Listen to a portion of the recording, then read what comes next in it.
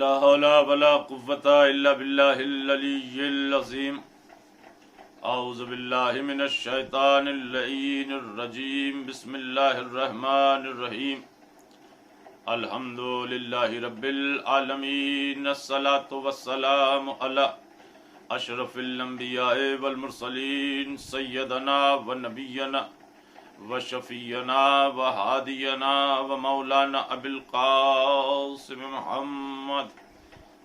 اللهم صل على محمد وآل محمد وعلى أهل بيته الطيبين الطاهرين المعصومين المظلومين ولعنة الله على أعدائهم أجمعين من يومنا هذا إلى قيام يوم الدين. أما بعد فقد قال الله تبارك وتعالى في كتابه المبين وأصدق الصادقين وقائلين وقوله الحق. بسم الله الرحمن الرحيم. قل لا أسألكم عليه أجرا إلا المودة في القربى. صلوات اللهم صل على محمد وآل محمد. عزیزان گرامی و برادران ایمانی، بزرگان ملت و شریکان مجلس بزم حسینی، ماتمداران امام مظلوم، آج کی یہ مجلس جو نیوڈا عزاداری کے ذریعے جناب پرنس زیدی صاحب کا میں شکر گزار کہ جنہوں نے اس نوکری کے لیے مجھے اس چینل کے ذریعے سے چنا. عزیزوں، آج کی یہ مجلس جس مناسبت سے منعقد کی گئی ہے بسلسلہ شہادت امام جعفر صادق علیہ السلام. عزیزوں، وہ امام کہ جس کے لیے اگر ہم تعریف کریں تو جعفر صادق کسی شخص کا نام نہیں، شخصیت کا نام ہے. امام جعفر صادق کسی معجز نما کا نام نہیں بلکہ سر سے پاؤں تک معجزے کا نام ہے. اگر ان ذوات مقدسہ کے اوپر ریسرچ کرنے کی کوشش کی جائے تو زندگی ختم ہو جائے گی، مدت حیات فنا ہو جائے گی، مگر ان پر ریسرچ نہیں ہو سکتی. اس لیے کہ سبب تخلیق کائنات یہی ہستیاں ہیں. مالک حقیقی نے کہا کہ اگر میں ان کو خلق کرنا مقصد نہ ہوتا تو نہ زمین بناتا، نہ چاند، نہ ستارے، نہ دریاؤں کو روانی دوانی، نہ درختوں کو سرسبز و شادابی، کچھ بھی عطا نہ کرتا اگر انہیں بنانا مقصود نہ ہوتا. عزیزان محترم، اللہ کی توحید اور اللہ کو پہچانوانا ان ہستیوں کا کام تھا، اور انہوں نے ہی پہچانوایا کہ اللہ کون ہے اور اس نے کائنات کو خلق کیسے کیا. عزیزان محترم، میں نے جس آیہ مقدسہ کو آپ کی سماعتوں کے نظر کیا ہے اسے آیہ مودت کے نام سے یاد کیا جاتا ہے. بہت مشہور و معروف آیت کہ جس میں اللہ اپنے حبیب سے مخاطب ہو کے کہتا ہے قل لا اسألکم علیہ اجرا الا المودۃ فی القربى. اے میرے حبیب، ان سے کہہ دو کہ میں کوئی سوال نہیں کرتا مگر یہ کہ میرے قرابت داروں سے مودت کرو. عزیزان محترم، سوال نبی سے کرایا اور اللہ نے اپنے حبیب سے کہا اگر یہ کچھ بھی اجرت دینا چاہتے ہیں تو اجرت میں ان سے یہ کہو کہ اجرت فقط اور فقط یہ ہے کہ میرے قرابت داروں سے مودت کرو. یعنی مقصد یہ ہے کہ نماز اگر ہم پڑھ رہے ہیں تو نماز کی اجرت یہ ہوگی کہ ہم قرابت داروں سے مودت کریں. روزہ ہم رکھ رہے ہیں تو روزے کی اجرت یہ ہے کہ ہم ان کے قرابت داروں کی مودت کے ساتھ روزہ رکھیں، اس لیے کہ نبی نے کہا کہ میرے قرابت داروں سے مودت کرو. عزیزان محترم، محبت اور مودت اس کا دعویٰ کرنا آسان لیکن حقیقت محبت ہونا بڑا مشکل کام. تو دعوی محبت نہیں ہونا چاہیے، حقیقت محبت ہونا چاہیے. اور ان کا سچا شیعہ وہی ہے کہ جو محبت بھی کرے اور حقیقت محبت کے ساتھ محبت ہو. اس لیے کہ دعویٰ کرنے والے تو بہت زمانے میں گزرے، تو یہاں دعوے کی کوئی اہمیت نہیں، حقیقت میں محبت ہونی چاہیے. کہ حقیقت میں محبت کا پتہ کیسے چلے؟ کہ حقیقت میں محبت کا پتہ ایسے چلے گا کہ ان سے محبت کمپلیٹ جب ہوگی کہ جب ہم ان کو بھی مانیں اور ان کی بھی مانیں، یعنی جو انہوں نے کہا اس کو بھی تسلیم کریں. جیسے یہ معصوم ہستیاں چاہتی ہیں ہم اس انداز سے اپنے راستے پر چلیں، جیسے انہوں نے بتایا ہے اسی انداز سے زندگی کو گزاریں، تو یہ محبت کی محکم دلیل ہوگی. اس لیے کہ دعوی محبت کرنے والے تو بہت آئے. مولا کی خدمت میں ایک شخص آیا، آ کے کہتا مولا میں آپ کا چاہنے والا ہوں. کہا میرا چاہنے والا ہے؟ کہا ہاں مولا میں آپ کا چاہنے والا ہوں. کہا اگر تو میرا چاہنے والا ہے تو سامنے تنور جل رہا ہے اس میں جا کے کود جا. اب وہ جیسے ہی مولا نے کہا کہ سامنے تنور جل رہا ہے اس میں جا کے کود جا، وہ کہتا مولا میں تو آپ سے محبت کی باتیں کر رہا ہوں، آپ مجھ سے کہہ رہے ہیں کہ میں تنور میں جا کے کود جاؤں. مولا تنور میں آگ جل رہی ہے، اگر میں تنور میں گیا تو جل جاؤں گا، ختم ہو جاؤں گا. کہا تو ہی تو دعویٰ کر رہا تھا کہ محبت کرتا ہوں. کہا ہاں مولا محبت کا معاملہ الگ ہے، لیکن آگ کا کام ہے جلا دینا، میں جل جاؤں گا، ختم ہو جاؤں گا.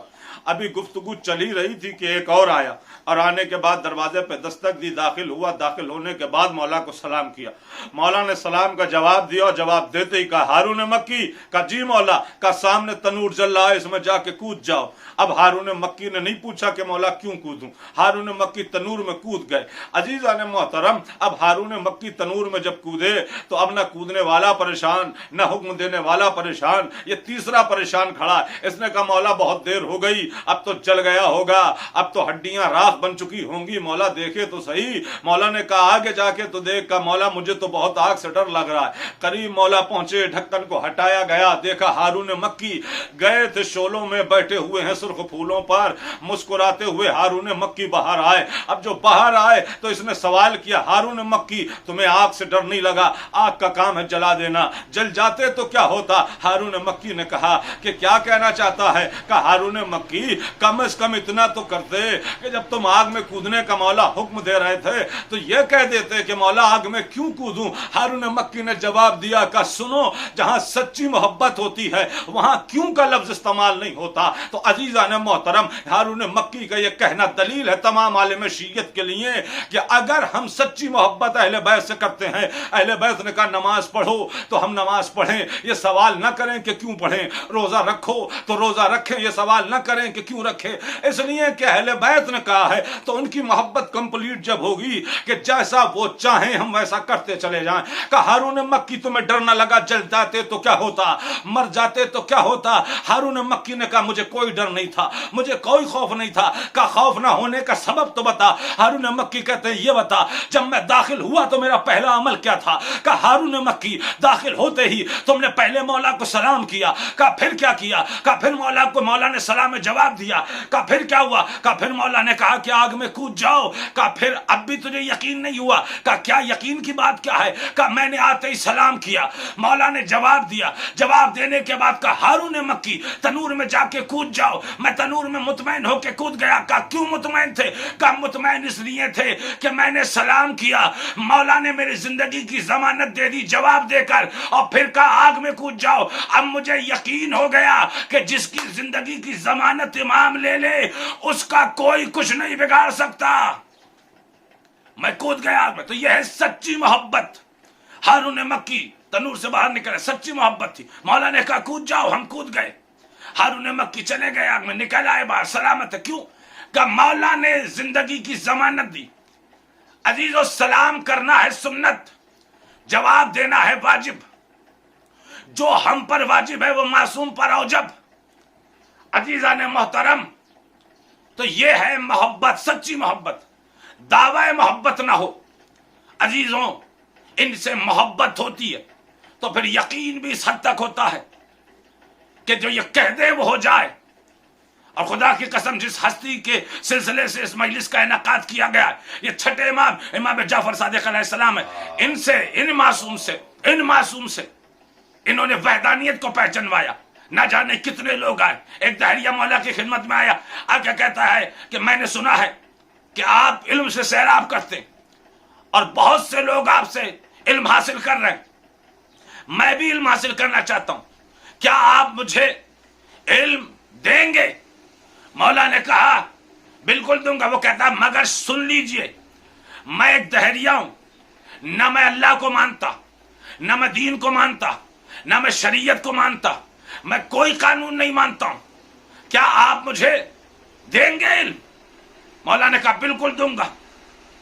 عزیزو، درس لینے لگا مولا کے دربار میں، درس لیتا رہا. کچھ دن گزر گئے، مولا نے اس کو کچھ بیج دیے، اور بیج دینے کے بعد مولا نے کہا اسے کوٹو. درس حاصل کر رہا تھا حکمت کا، درس حاصل کر رہا تھا ڈاکٹری کا. مولا نے اسے بیج دیے، یہ بیٹھا ہوا بیج کوٹ رہا تھا.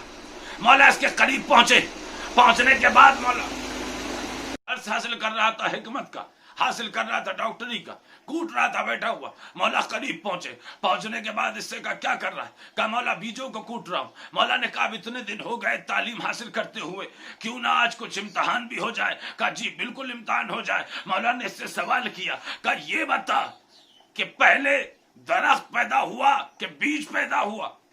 اس نے کہا بیج پیدا ہوا. کہا بیج پیدا ہوا تو کیسے پیدا ہوا؟ کہا نہیں مولا درخت پیدا ہوا ہوگا. کہا درخت پھر کیسے نازل ہوا؟ اس نے کہا نہیں، میں نے جہاں تک ابھی تک پڑھا ہے، جتنا علم آپ نے دیا ہے، تو میں نے نتیجہ جو نکالا وہ یہ نکالا ہے کہ کچھ مادے زمین کے اندر اکٹھے ہوتے، اکٹھے ہونے کے بعد ایک بیج کا شکل دے دیتے. تو مولا نے مسکرا کے اس سے کہا کیا تو نے ان مادوں کو دیکھا ہے؟ کہا نہیں دیکھا. کہا پھر یقین کیسے؟ کہا بیج پیدا ہو رہا ہے اس لیے. کہا اب بھی تیری سمجھ میں نہیں آیا کہ مادوں کو بنا دیکھے ہوئے تو نے تسلیم کر لیا کہ مادے ہیں کہ جن کے سبب سے ایک بیج بن رہا ہے. تو اللہ بغیر دکھائی دیے ہوئے اللہ کیوں نہیں مانا جا سکتا؟ عزیزان محترم، اب یہ اٹھا، اٹھنے کے بعد کہتا لا الہ الا اللہ محمد الرسول اللہ. اے نبی کے بیٹے، آپ نے مجھے اللہ سمجھا بھی دیا اور اللہ دکھا بھی دیا. عزیزان محترم، امام نے وحدانیت کو پہچانوایا، بھٹکے ہوا کو راستہ بتایا. یہ شخصیتیں آئی اسی لیے تھی تاکہ وحدانیت کو پہچانا جا سکے، پہچانوایا جا سکے. یہ عمل کرتے چلے گئے، اللہ کی پہچان ہوتی چلی گئی. عزیزان محترم، خدا کی قسم جتنا احسان مانے ان ہستیوں کا وہ کم ہے. ہم خوش نصیب ہیں، ہمیں ایک نہیں بلکہ اللہ نے 14 آئینے عطا کیے ہیں. وہ ہم ان آئینوں میں اپنے آپ کو دیکھتے چلے جائیں، ان کا کردار دیکھیں، اپنا کردار سنبھالیں، ان کا اخلاق دیکھیں، اپنا اخلاق سنبھالیں، ان کے آپ کو دیکھتے چلے جائیں، اس آئینے میں دیکھتے چلے جائیں، اپنے آپ کو سنوارتے چلے جائیں. خدا کی قسم یہ وہ ہستیاں ہیں کہ دنیا میں نہ جانے کتنے مسائل تھے، حل ہی نہ ہوتے اگر یہ ہستیاں نہ ہوتی. تاریخ میں واقعہ ملا، یہی چھٹے مولا کا دربار ہے. عزیزان محترم، مولا کے دور میں مولا کو نظر بند کر دیا گیا ہے. ایک کوفے کا شخص ہے، اس نے غصے کے عالم میں اپنی بیوی کو طلاق دے دیا. طلاق تو دے دیا مگر وہ پریشان تھا. کوفے کے علماء سے سوال کیا، انہوں نے سب نے کہا تیری طلاق ہو گئی، مگر یہ مطمئن نہیں تھا کہ طلاق ہوئی ہے کہ نہیں ہوئی ہے. عزیزو پریشان تھا کہ ایک شخص سے ملاقات ہوئی. کہا پریشانی کا سبب؟ کہا میں نے بیوی کو غصے میں طلاق دے دی ہے، اب کیسے مسئلہ حل ہو؟ اس نے کہا تجھے ضرورت ہی نہیں ہے، جو وارث فقہ ہے، جو وارث علم ہے، تو اس کے پاس جا. وہ کہاں ہے؟ کہا مدینے میں جا، محمد و آل محمد کے دربار میں پہنچ جا. عزیزو یہ وہاں سے چلا، مدینے میں آیا. آنے کے بعد مدینے میں ایک شخص سے ملاقات ہوئی. کہا مجھے وقت کے حاکم سے ملنا ہے، وقت کے خلیفہ سے ملنا ہے. لوگوں نے دربار میں لا کے کھڑا کر دیا. خلیفہ بیٹھا تھا تخت پہ. اس نے اپنا سوال کیا. اس نے کہا کہ جو ہمارے علماء ہیں ان سے جا کے سوال کر. یہ وہاں سے چلا، اس علماء کے پاس لے جا کے چھوڑ دیا گیا. علماء سے اس نے سوال کیا. اب جو علماء سے اس نے سوال کیا، علماء سے بھی مطمئن نہیں ہوا. واپس نکلا اور نکلتے ہی کہا کہ میں کہاں پھنس گیا. میں تو سمجھتا تھا یہ غیرت داروں کا مذہب ہے، یہ تو بے غیرتوں کا مذہب ہے. ابھی یہ کہتا ہوا جا رہا تھا کہ ایک چاہنے والے سے ملاقات ہو گئی، مولا کے غلام سے. اس نے دیکھا کہ یہ بزن جا رہا ہے، روکا، ہاتھ پکڑا. کیا ہو گیا؟ کہا میں نے دین محمدی قبول کیا تھا، مجھے نہیں معلوم تھا کہ ایسے بے غیرت مذہب ہے. کہا کہ تو پہنچا غلط جگہ پہ، تو وارث علم کے پاس جا، تیرے مسئلے حل ہوں گے. کہا وہ کہاں رہتے؟ اس نے اشارہ کیا، وہ سامنے محلہ اور وہ گلی، اس گلی میں وہ مکان ہے. मगर तेरी मुलाकात नहीं हो सकती। क्यों? का हुकूमत ने नजर बंद किया है। अब वो कहता है कि अब मुझे यकीन हो गया कि मेरा मसला हल हो जाएगा। का क्यों? का इसलिए कि उन्हें कैद किया गया, और कैद सच्चाई को किया जाता है, झूठ को नहीं। मुझे मालूम है कि अगर मेरी उनसे मुलाकात होगी मसले हल हो जाएंगे। उसके बाद का बड़ा मुश्किल है, इसलिए कि उन्हें नजरबंद किया हुआ है, तेरी मुलाकात मुश्किल है। कहा नहीं नहीं, मुझे यकीन है उनसे मेरी मुलाकात भी होगी, मेरे मसले का हल भी मिलेगा। अजीजों का यकीन इतना क्यों है? कहा मुझे पूरा यकीन है। कहा क्यों? कहा इसलिए कि वो वक्त का इमाम है। कहा तुझे इतना यकीन कैसे? कहा यकीन देखो, भले ही मैं इमाम को न देख रहा हूं, मगर मुझे इतना यकीन है इमाम कितना ही दीवारों के पीछे छिपा हुआ हो, इमाम की निगाहें मुझ पर है। इमाम मेरी नियतों को भी जानता है, मेरे सवालों को भी जानता है। मुझे यकीन है मुलाकात होगी। अजीज, उसके बाद ये मौला से मुलाकात के लिए इंतजार करता रहा। वक्त गुजरता चला गया। जब काफी वक्त गुजर गया, एक दिन ये बैठा हुआ कह रहा था, मौला लगता है मेरे मुकद्दर में आपसे मुलाकात नहीं है। मौला इसमें मेरी ही कोई खताएं होंगी। अभी दिल ही दिल में सोच रहा था, खुदा की कसम ये वो हस्तियां हैं कि जो दिल के राजों को जानती है। अभी ये सोच ही रहा था कि एक मर्तबा एक आवाज आई, एक सब्जी फरोश सब्जी बेचता हुआ आया कि सब्जी खरीद लो। इसने सब्जी वाले को देखा, इसके दिल में एक हल्की सी किरण जागी। सब्जी वाले को रोका, कहा जा रहा है सब्जी बेचने? का महल्ले बनी हाशिम में, का हर गली में जाता है, का हर गली में जाता हूं। कहा क्या तू सारी सब्जी बेचेगा? का बेचने ही के लिए निकला हूं। का ये सारी सब्जी तू मुझे बेच दे और अपना लिबास भी दे दे, मेरा लिबास ले ले तू। अजीजान मोहतरम, उसने सारी सब्जी इसे दे दी, लिबास भी चेंज हो गया। अब ये जो चाहने वाला था, इसने अपने सर पर फलों की सब्जियों की टोकरी को रखा। रखने के बाद चला। अब मैं यहां पर एक जुमला कह दूं तमाम आलम शियत के लिए, अजीजों, सच्चा चाहने वाला सब्जी फरोश बनना तो गवारा करता है, मगर जमीर फरोश बनना गवारा नहीं करता। इसने सब्जी फरोश बनना गवारा कर लिया, जमीर फरोश नहीं बना। तो तमाम आलम शियत के लिए पैगाम है, हालात कैसे भी हों, अपने जमीर का सौदा मत करना। चल दिया। चलने के बाद आवाज देता चला, सब्जी खरीदो, सब्जी खरीदो। पहुंच गया महल्ले बनी हाशिम में। जो पहुंचा, दरबारियों ने रोका। कहते हैं दरबारी, कहां जा रहा है? का सब्जी बेचने। रोज तो आता हूं। का ठीक है, आगे बढ़ जा। अब ये आगे बढ़ा, मौला के दरवाजे से चंद कदम पहले था। इसने दिल में कहा, ए मेरे मौला, मैं आपके दर के करीब आ गया हूं। मौला अगर एक कदम भी आपके दरवाजे से आगे बढ़ गया, मुझे पीछे आना बड़ा मुश्किल हो जाएगा।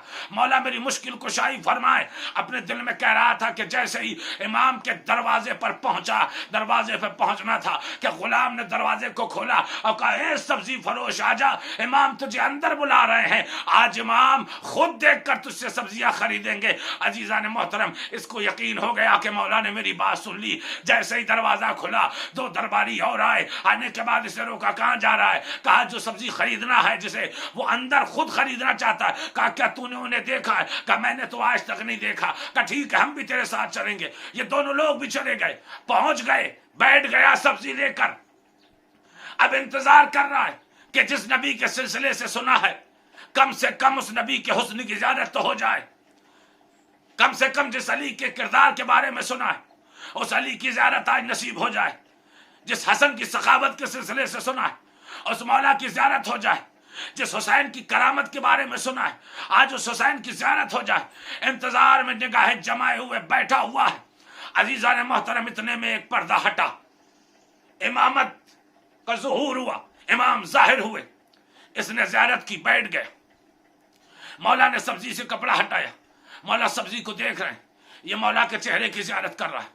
ज़ियारत करते करते करते करते इसने अपने चेहरे को मौला के करीब किया। जैसे ही मौला के करीब इसने चेहरा किया, मौला ने कहा, जा तेरी तलाक नहीं हुई है। अजीज, अब ये फौरन सवाल करने लगा, ए मेरे मौला, मैंने तो आपसे सवाल ही नहीं किया, आपने मेरे मसले को कैसे जान लिया? मौला कहते हैं कि मुझसे मोहब्बत की बात भी करता है, फिर भी ये सवाल करता है। सुन, जो हमारे चाहने वाले होते हैं वो कहीं भी हो, हम उनके दिलों के राजों को बेहतर जानते हैं। अजीजों कहता है, मौला शुक्रिया, आपने मेरा مسئلہ حل کر دیا، مگر مولا جب میں اپنے وطن پہنچوں گا تو وہاں کے علماء مجھ سے جواب مانگیں گے کہ کوئی دلیل تو دے دے، تو نے جواب دیا ہے۔ مولا نے کہا ٹھیک ہے، اگر وہ دلیل مانگے تو انہیں یہ دلیل دینا کہ غصہ حرام ہے اور میں نے غصے کے عالم میں طلاق دی ہے، اور حرام کے ہوتے ہوئے حلال کام نہیں ہو سکتا۔ اس نے کہا مولا میں مطمئن ہو گیا۔ یا علی کی آوازیں بلند کر کے یہ اٹھا، اٹھنے کے بعد کہا مولا اب مجھے موت بھی آ جائے تو کوئی خوف نہیں ہے، مولا اب آپ کی زیارت ہو گئی، اب میری زندگی کامیاب ہو گئی، مولا اب مجھے کوئی گھبراہٹ نہیں۔ درباری گھسیٹتے ہوئے لے کے جا رہے ہیں۔ ایک مرتبہ جاتے جاتے اس نے مولا سے کہا اے میرے مولا ایک سوال کا جواب اور دے دے۔ اتنے دن میں کئی مرتبہ میں نے چاہا کہ میں واپس پلٹ جاؤں، چاہتا تھا چند قدم بڑھتا تھا واپس پلٹ کے آ جاتا تھا، مولا وہ کون سی طاقت تھی جو مجھے واپس لے کے آ جاتی تھی؟ مولا نے کہا تیری ماں نے تربیت میں ایک لمحے بھی خیانت نہیں کی تھی، اگر تیری ماں نے تیری تربیت میں تھوڑی سی خیانت بھی کی ہوتی تو تو میرے دروازے تک نہیں آ سکتا تھا۔ عزیزان محترم، عزیزان گرامی، تو یہ شخصیتیں ہیں، یہ ہمارے معصوم کہ جنہوں نے ہر مسئلے کا حل کیا، مگر خدا کی قسم یہ آل رسول، یہ سیدہ کا گھرانہ جس نے کائنات پر احسان کیے، زمانے نے ان کے ساتھ انصاف نہیں کیا۔ خدا کی قسم وہ امام کہ جس سے زمانے میں علم پھیلا، وہی امام مصائب کی اس منزل پہ آ جاتا کہ خدا کی قسم آج شہادت اور شہادت بھی زہر سے۔ یہ ہمارا چھٹا امام کہ جس نے ہمیں بتایا کہ عزا کیسے منائیں، تہذیب عزا کیا ہیں، ہم اہل بیت پر روئیں تو کیسے روئیں، ہم کربلا والوں کا ماتم کریں تو کیسے کریں۔ عزیزوں خدا کی قسم تاریخ نے لکھا کہ جب محرم کا چاند نکلتا تھا تو لوگوں کو چاند دیکھنے کی ضرورت نہیں ہوتی تھی۔ امام جعفر صادق علیہ السلام کے گھر سے رونے کی اتنی آوازیں بلند ہوتی تھی کہ سب کو پتہ ہو جاتا تھا کہ محرم کا چاند نکل آیا۔ عزاداران امام مظلوم کربلا، یہ امام ایک روز کربلا کا ذکر کر رہے تھے کہ ایک چاہنے والا بیٹھا گریا کر رہا، گریا کرتا ہے، رومال آنکھوں سے لگا رکھا اور رو رہا ہے۔ مولا نے اسے روکا اور روکنے کے بعد ایک جملہ کہا، ایسے نہ رو۔ کہا مولا رو تو رہا ہوں۔ کہا یہ رونے کا حق نہیں ہے۔ کہا مولا پھر کیسے روں؟ کہا میرے جد کو ایسے رویا کر جیسے ایک بوڑھی ماں اپنے جوان بیٹے کا ماتم کرتی ہے۔ عزاداران امام مظلوم کربلا، وہ ہمارا امام کہ جس نے دنیا کو علم سے سیراب کیا۔ خدا کی قسم جب تاریخ پڑھیں گے تو امام پر کتنے ظلم ہوئے ہیں۔ آج دیکھیے امام کی قبر جنت البقیع میں ہے۔ امام حسین علیہ السلام 3 دن کے بھوکے پیاسے شہید ہوئے، مگر دربار سجا ہوا ہے، لوگ وہاں پہنچ رہے ہیں۔ اللہ رے مظلومی امام جعفر صادق علیہ السلام جنت البقیع میں دفن ہے، دن بھر کی دھوپ رات بھر کی اوس۔ عزیزوں اپنی دادی کے ساتھ میرا مولا مدفن ہے۔ خدا کی قسم یہ امام جعفر صادق علیہ السلام تاریخ کا ایک واقعہ لکھا ہے اور واقعہ بھی بڑا بھیانک ہے۔ عزیزوں 3 آگیں ایسی لگائی گئی ہیں کہ جس میں اہل بیت کی تباہی ہوئی۔ ایک آگ وہ لگی کہ جب در سیدہ پر ملعون آگ اور لکڑیاں لے کر آئے اور زہرا کے در کو جلا دیا۔ عزاداروں ایک آگ یہ لگی، ایک آگ شام غریبہ میں لگائی گئی جس میں زینب کا خیمہ جلا، جس میں ام کلثوم کا خیمہ جلا، جس میں بیمار کربلا کا خیمہ جلا۔ عزاداروں ایک آگ اور جلی، وہ آگ لگائی گئی امام جعفر صادق علیہ السلام کے گھر میں۔ عزاداروں کوئی شریف اپنے گھر میں ہو اور رات میں آگ لگا دی جائے، خدا کی قسم کوئی اس شریف سے پوچھے اس پر کیا گزری ہے۔ امام جعفر صادق علیہ السلام کے گھر میں آگ لگ گئی، آگ کا لگنا تھا۔ امام جعفر صادق کی بیٹیاں اٹھی، پریشان ہو گئی، امام موسی کاظم کے شانے کو ہلایا، ہلا کے کہا بھیا کاظم گھر میں آگ لگ گئی، اٹھیے۔ امام موسی کاظم اٹھے، اپنے سر سے امامہ اتارا، امامے سے ایک مرتبہ آگ کو بجھانا شروع کیا، امامے میں آگ لگ گئی۔ عزیزو جیسے ہی امامے میں آگ لگی، بہن بھائی کے سینے سے لپٹ گئی، اے بھیا ذرا دیکھ لے تیرے امامے میں آگ لگ گئی۔ ابھی اتنا کہنا تھا کہ امام موسی کاظم نے کہا اے بہن میرے تو امامے میں آگ لگی ہے. ارے ذرا کربلا کا منظر تو یاد کر لے کہ جب شام غریبہ میں خیموں کے ساتھ ساتھ سکینہ کے دامن میں آگ لگ گئی اور آگ جو لگی وہ بہن اپنے بھائی کے پاس پہنچی اور جو بھائی کے پاس پہنچی بھائی نے پوچھا بہن تیرے دامن میں آگ کیسے لگ گئی؟ کہا بھیا آپ نے کہا پردہ واجب ہے. پھوپھیوں نے اپنے چہرے پہ بالوں کو ڈال لیا. بھیا میرے بال چھوٹے تھے میں نے سوچا خیمے میں جل کے مر جاؤ. امام کہتے موسی کاظم امام موسی کاظم کہتے اے بہن اس بھائی نے کیسے گزاری ہوگی جس کی بہن کا دامن جلا ہے اور فقط دامن نہیں جلا تھا بلکہ سکینہ کے کانوں سے خون بہ رہے تھے. عزادار و ماتم برپا ہو گیا.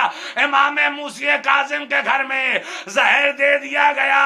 مولا کی شہادت ہو گئی. امام موسی کاظم نے باپ کا جنازہ اٹھایا. میں کہوں گا اے امام موسی کاظم آپ خوشا نصیب ہیں کہ بابا کا جنازہ تو اٹھا لیا. ارے ذرا کربلا میں اپنے دادا زین العابدین سے پوچھے باپ کا لاشا بے گورو کفن پڑا رہا بیمار کو لاشے کے قریب سے گزارا گیا. اللہ لعنت اللہ علی اعدائهم اجمعین. انا للہ